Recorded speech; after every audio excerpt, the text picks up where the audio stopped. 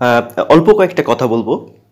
দেশের ব্যাংকিং খাত নাকি সংস্কার চলছে, এবং আমাদের বর্তমান আহ, যে গভর্নর আহসান ইস মনসুর, ইনি অবশ্যই অত্যাধিক একটা ভালো মানুষ, এবং ব্যাংকিং খাত সহ অর্থনৈতিক সেক্টরে তার একটা বিশাল নলেজ আছে।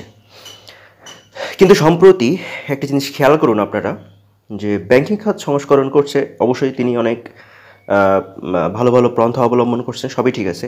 কিন্তু প্রতিনিয়ত সংবাদ সম্মেলন ডেকে যখন 10টা ব্যাংক বা 8টা ব্যাংকের নাম বারবার বলা হচ্ছে যে এই ব্যাংকগুলা আর অবস্থা খুব নাজুক, এই ব্যাংকগুলো আমরা মার্জ করে দিব, এই ব্যাংকগুলা দেউলিয়া হয়ে গেছে অলরেডি, আমরা ব্যাংকগুলাকে বাঁচাবো।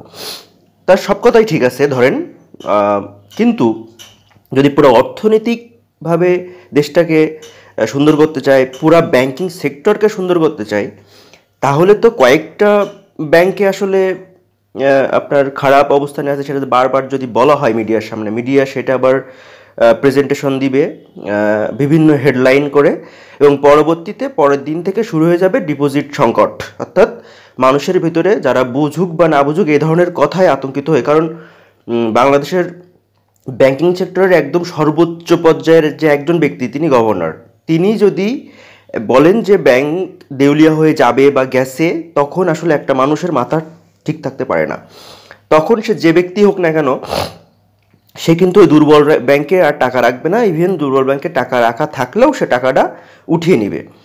সে যে ভালো কথাটি বলেছে, সে একদম শেষে যেয়ে বলছে যে আমরা মানে সরকারের পক্ষ থেকে সহায়তা দিব, ব্যাংকগুলোকে ঘুরে দাঁড়াবে, ইনশাল্লাহ ঘুরে দাঁড়াবে, এরকম একটা, এই কথাটা ঠিক ছিল।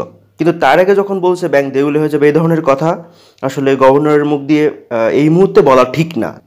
সব মিলিয়ে একটা কথা হচ্ছে কি, যে আহসান ইস মনসুর কিন্তু ছিলেন হচ্ছে ব্র্যাক ব্যাংকের চেয়ারম্যান, এবং পলিসি ডায়ালগের প্রধান ছিলেন।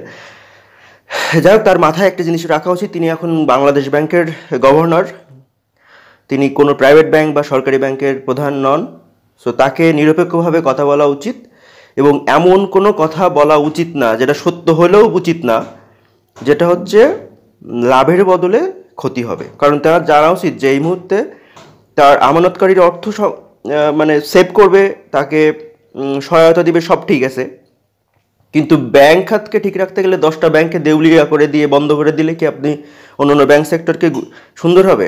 আপনি যখন দেখবেন যে, আমি একটারও নাম বলবো না, আপনি যখন দেখবেন যে বাংলাদেশের বড় একটা ব্যাংক, প্রাইভেট ব্যাংক, যেটাকে বন্ধ করে দেওয়া হবে, তখন মানুষ ব্যাংকে, অন্য ভালো ব্যাংকেও টাকা রাখতে ভয় পাবে, সেটা অন্য যে কোনো ব্যাংক হোক। কারণ তাদের মাথায় একটা জিনিস ঘুরবে যে এইগুলো বন্ধ হয়ে গেছে মানে অন্যগুলো বন্ধ হয়ে যেতে পারে।